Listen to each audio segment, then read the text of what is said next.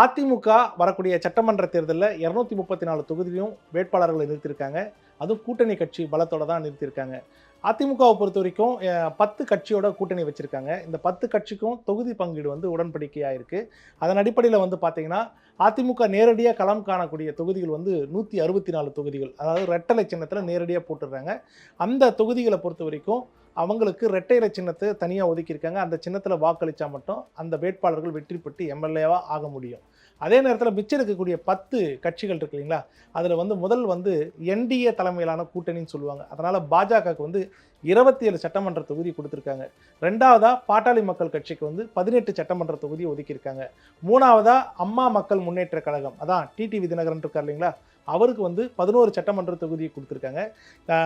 அடுத்தது வந்து பார்த்தீங்கன்னா, தமிழ் மாநில காங்கிரஸ் கட்சி இருக்காங்க இல்லையா? அவர்களுக்கு வந்து ஒரு 5 சட்டமன்ற தொகுதியை குடுத்திருக்காங்க. அதுக்கு அடுத்ததா ஐஜேகே அப்படிங்கிற ஒரு கட்சிக்கு வந்து 2 சட்டமன்ற தொகுதியை குடுத்திருக்காங்க. புரட்சி பாரதம் கட்சிக்கு ஒரு சட்டமன்ற தொகுதியும், தமிழக மக்கள் முன்னேற்ற கழகத்துக்கு வந்து ஒரு சட்டமன்ற தொகுதியும், சிங்கத்தமிழர் முன்னேற்ற கழகத்துக்கு ஒரு சட்டமன்ற தொகுதியும், அதே போல் வந்து பார்த்தீங்கன்னா, ஆம்ஸ்ட்ராங்கோட மனைவி இருக்காங்க இல்லையா? அவங்க ஒரு கட்சி துவங்கியிருந்தாங்க. அவங்களுக்கு ஒரு சட்டமன்ற தொகுதியும், கடைசியா ஏசி சண்முகம் அவருடைய கட்சி புதிய நீதி கட்சி இருக்கு இல்லைங்களா? அவங்களுக்கு ஒரு சட்டமன்ற தொகுதியும் குடுத்திருக்காங்க. அதிமுகவை பொறுத்த வரைக்கும் மொத்தம் இருக்கக்கூடிய 234 தொகுதியில் வந்து 68 தொகுதியை வந்து கூட்டணி கட்சிக்கு பங்கீடு பண்ணி கொடுத்துருக்காங்க. பாஜக வந்து 27 சட்டமன்ற தொகுதியில் போட்டியிடுது இல்லைங்களா? அவங்க வந்து தாமரை சின்னத்தில் போட்டிடுறாங்க. அதுக்கப்புறம் 18 சட்டமன்ற தொகுதிகளில் பாட்டாளி மக்கள் கட்சி அவங்க வந்து மாம்பழ சின்னத்தில் போட்டிடுறாங்க.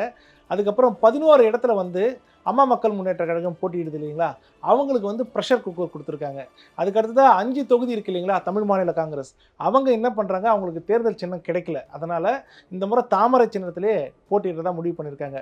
அதை தவிர மற்ற கூட்டணி கட்சியில் வந்து ஒரு 7 தொகுதி இருக்குது இல்லைங்களா? அந்த சின்னதாக ஒரு ஒரு தொகுதி கொடுத்தாங்க பாருங்கள். அந்த தொகுதியில் இருக்கக்கூடிய வேட்பாளர்கள் எல்லாருமே ரெட்டலை சின்னத்தில் தான் போட்டிடுறாங்க. ஆக மொத்தம் அதிமுக வந்து ஏற்கனவே நேரடியாக வந்து 166 சட்டமன்ற தொகுதியில் போட்டிடுறாங்க. இப்போ இந்த 7 கூட்டணி கட்சி வேட்பாளர்களும் ரெட்டலை சின்னத்தில் போட்டிடுறதுனால 173 தொகுதியில் வந்து அதிமுகவுடைய ரெட்டலை சின்னம் வந்து களம் காணுது. அதே நேரத்தில் அதிமுக தரப்பில் தேர்தல் வாக்குறுதிகள் என்னென்ன கொடுத்துருக்காங்கன்றதை நம்ம பார்ப்போம். மிக மிக முக்கியமான ஒரு ஐட்டம் எப்படின்னு பார்த்தீங்கன்னா, ஃப்ரிட்ஜ் எல்லா குடும்பத்தாரர்களுக்கும் ஃப்ரிட்ஜ் வந்து கொடுக்கப்படும் அப்படிங்கிற ஒரு வாக்குறுதியை கொடுத்துருக்காங்க. அதுக்கு அடுத்ததாக வந்து பார்த்தீங்கன்னா, தாலிக்கு தங்கம் திட்டம், ஏற்கனவே அதிமுக ஆட்சியில் செயல்பட்டு இருந்த தாலிக்கு தங்கம் திட்டம் மீண்டும் செயல்படுத்தப்படும் அப்படின்னு சொல்கிறாங்க.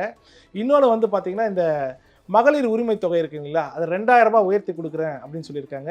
அதுக்கு அடுத்தது வந்து பார்த்தீங்கன்னா, வருஷத்துக்கு இந்த 3 சிலிண்டர் வந்து மானிய விலையில் கொடுக்குறாங்க இல்லைங்களா, அந்த சிலிண்டரே வந்து இலவசமாக கொடுக்கப்படும் அப்படிங்கிற ஒன்று சொல்லியிருக்காங்க. அதுக்கப்புறம் வந்து அந்த இருசக்கர வாகனம் வாங்கக்கூடிய வாகன ஓட்டிகளுக்கு வந்து பெண்களுக்கு வந்து பார்த்திங்கன்னா 25% மானியத்தோடு வந்து அவங்களுக்கு 2 வீலரை கொடுக்கப்படும் சொல்லியிருக்காங்க.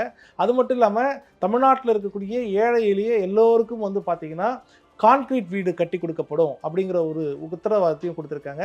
அது மட்டும் இல்லாமல் இந்த பொங்கலுக்கு வந்து பார்த்திங்கன்னா சிறப்பான பட்டு புடவைகளை வந்து வாங்கி கொடுக்குறேன்னு சொல்லியிருக்காங்க. ஸோ பல்வேறு திட்டங்களை வந்து அதிமுக ஆட்சி அமைச்சதுக்கு அப்புறம் கொடுக்கப்படும் அப்படின்னு சொல்லிட்டு தேர்தல் வாக்குறுதி கொடுத்துருக்காங்க.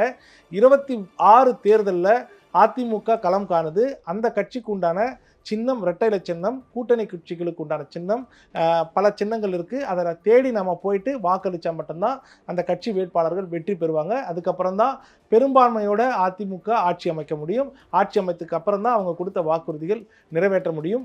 வரக்கூடிய 23ஆம் தேதி தேர்தல் நடக்க இருக்கு. வாக்களிப்பது நம்மளோட கடமை. கண்டிப்பாக நம்ம போய் வாக்களிக்கணும்.